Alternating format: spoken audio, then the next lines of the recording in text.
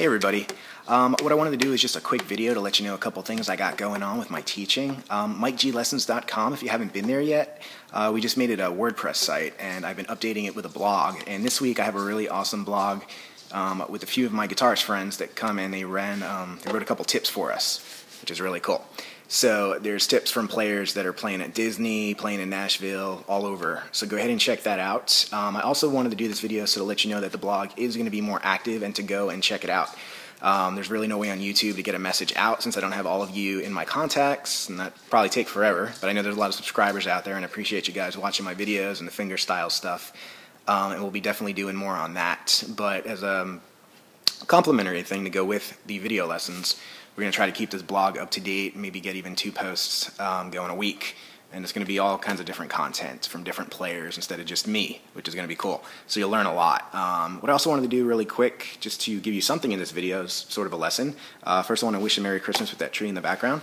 And really quick, let's talk about finger blocks. So, okay, when you're playing a song, usually on a C chord is what I see everyone doing. This is usually the #1 problem I hear. When you're doing chords that aren't on the low E string, what happens? We always have a low E kind of ringing out. So like if you're doing your C, you're doing your C sus2 or your add 9s, you always have this low E down here. The problem with that is if you're not blocking that out, you're going to always get it in there.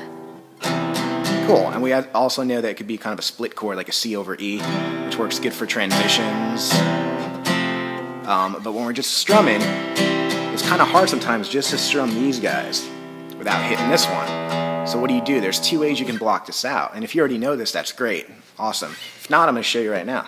Basically what you can do is you can take your 3rd finger here, this is my preferred method of playing, and play it high enough so it's not the tip of the string, but it's more of the middle part of your finger.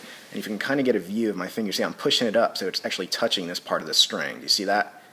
Right there. So instead of the string being exposed, I'm going to push that finger up. So I'm still fretting this one, but I'm also blocking that one. What this is going to do is if you're strumming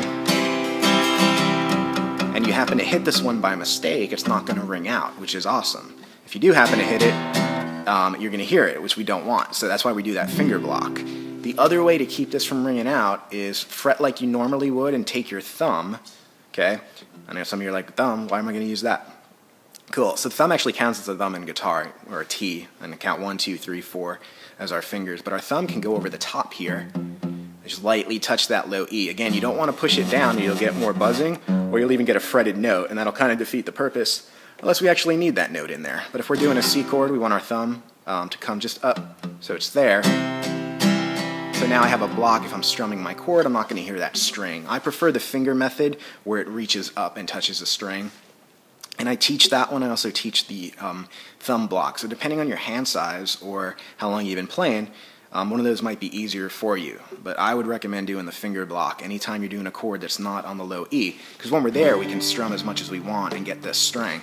When we're down, that string's always going to be exposed. Same when we're doing our D chord. Now you have your A ringing out. And we know if you get your A in there, it's going to thicken it up a little bit. It doesn't sound so bad. And that's okay. Again, you want to always try just to hit the strings in your chord, but some are going to sound good in there, like having that low A gives you a nice thicker sound on the bottom, but again, that low E is there.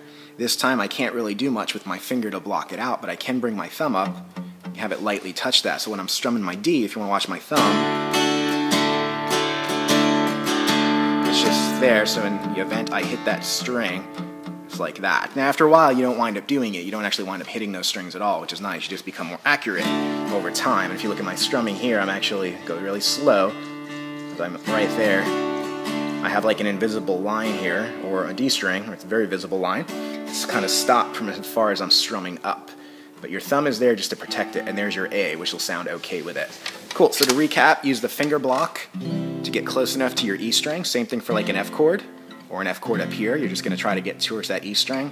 And if you have some open chords like a D up top here, or an A, you want to try to keep your thumb near that string to help you mute it while you're focusing on accuracy with your right hand. Make sense? Good.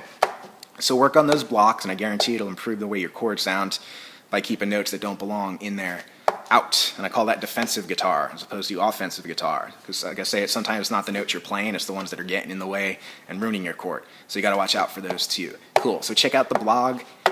work on that blocking, and then have a Merry Christmas. See you guys soon.